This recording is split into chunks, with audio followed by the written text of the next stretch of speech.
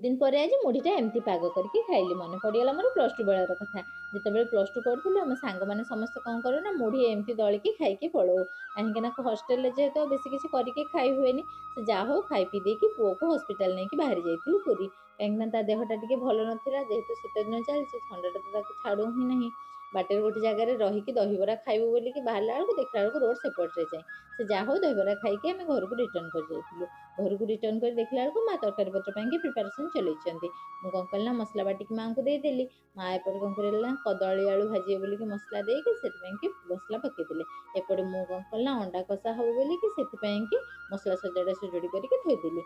बापा कौन करते ना बजार पलि आसते आ भितर शाग धनिया पत्र और कदली फदली नहीं एमती कहीं तो कदली दरकार सब चूड़ा खायापी कौन कर चूड़ा कदली चकटिकी देदेकी माँ कौन कर ना आज गोटे डिफरेंट स्टाइल साधा तरकारी करते।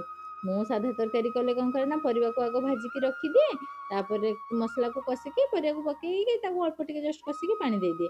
माँ किंतु कौन कले ना आज सब परिया पत्र गुड़ाक आग सिझे देले सिझे सारापर मसला को कषि देकी ताधीरे परिया गुड़ाक ओजाड़देले एपटे कदली भी आलू भी मसला दिया भजा हो तापर माँ कौन करते ना शागटा को भाजी देते।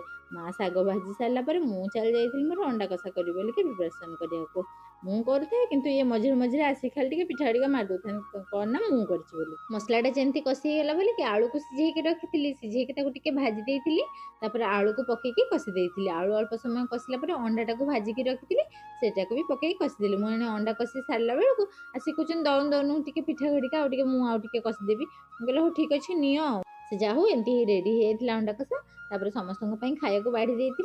मुझे अलग खाइली कहीं मोर जेहेतु माघ मास नॉनभेज खाऊनी से समस्त बाढ़ीदेली से समस्ते खाई पीदेले।